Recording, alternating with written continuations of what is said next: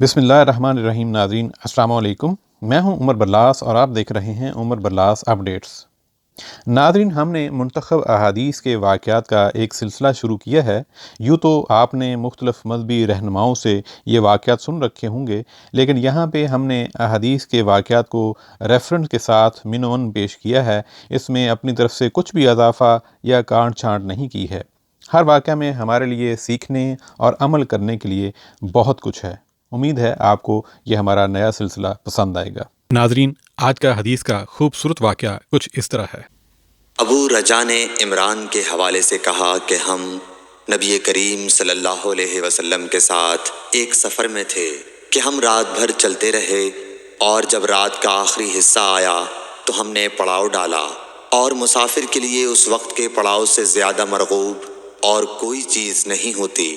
پھر ہم اس طرح غافل ہو کر سو گئے کہ ہمیں سورج کی گرمی کے سوا کوئی چیز بیدار نہ کر سکی۔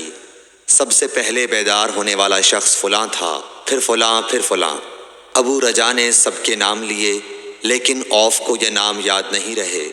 پھر چوتھے نمبر پر جاگنے والے حضرت عمر بن خطاب رضی اللہ تعالیٰ عنہ تھے، اور جب نبی کریم صلی اللہ علیہ وسلم آرام فرماتے تو ہم آپ کو جگاتے نہیں تھے، یہاں تک کہ آپ خود بخود بیدار ہوں، کیونکہ ہمیں کچھ معلوم نہیں ہوتا کہ آپ پر خواب میں کیا تازہ وحی آتی ہے۔ جب حضرت عمر جاگ گئے اور یہ آمدہ آفت دیکھی، اور وہ ایک نڈر دل والے آدمی تھے، بس زور زور سے تکبیر کہنے لگے۔ اسی طرح بآواز بلند آپ اس وقت تک تکبیر کہتے رہے جب تک کہ نبی کریم صلی اللہ علیہ وسلم ان کی آواز سے بیدار نہ ہو گئے۔ تو لوگوں نے پیش آمدہ آفت مصیبت کے متعلق آپ صلی اللہ علیہ وسلم سے شکایت کی۔ اس پر آپ نے فرمایا کہ کوئی حرج نہیں، سفر شروع کرو۔ پھر آپ تھوڑی دور چلے، اس کے بعد آپ ٹھہر گئے اور وضو کا پانی طلب فرمایا، اور وضو کیا اور اذان کہی گئی۔ پھر آپ نے لوگوں کے ساتھ نماز پڑھی۔ جب آپ نماز پڑھانے سے فارغ ہوئے تو ایک شخص پر آپ کی نظر پڑی جو الگ کنارے پر کھڑا ہوا تھا، اور اس نے لوگوں کے ساتھ نماز نہیں پڑھی تھی۔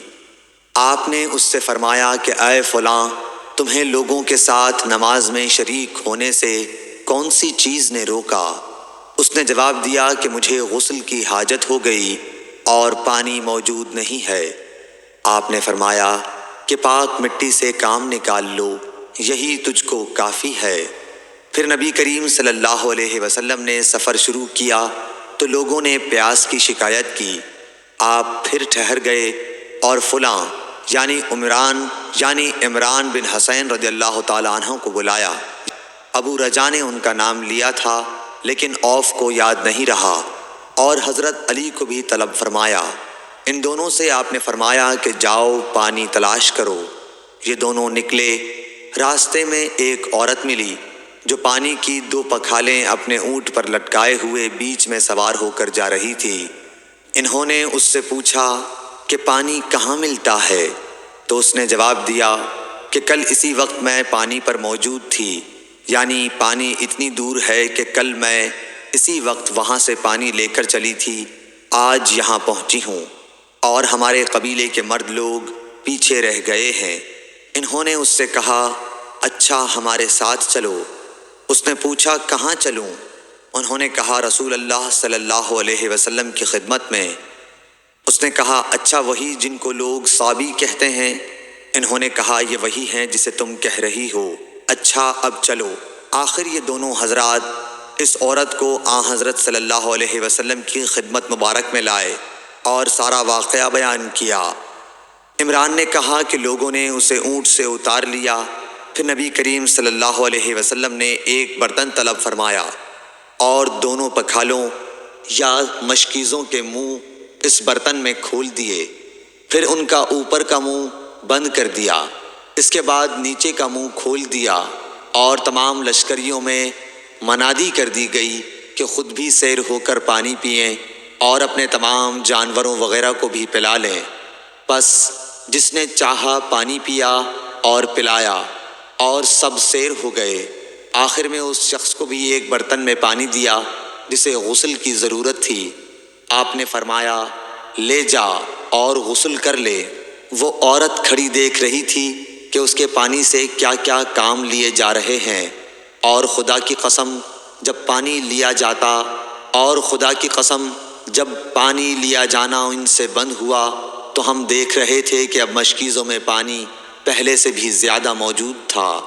پھر نبی کریم صلی اللہ علیہ وسلم نے فرمایا کہ کچھ اس کے لیے کھانے کی چیز جمع کرو۔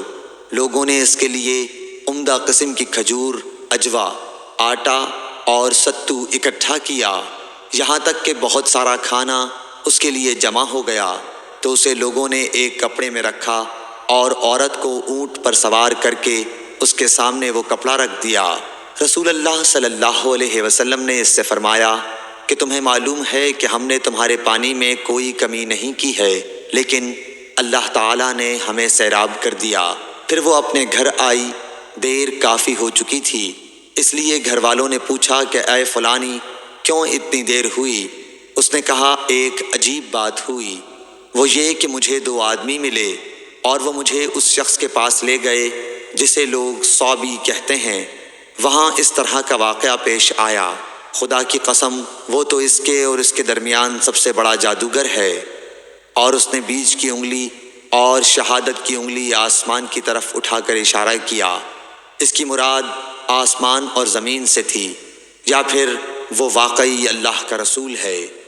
اس کے بعد مسلمان اس قبیلے کے دور و نزدیک کے مشرکین پر حملے کیا کرتے تھے، لیکن اس گھرانے کو جس سے اس عورت کا تعلق تھا کوئی نقصان نہیں پہنچاتے تھے۔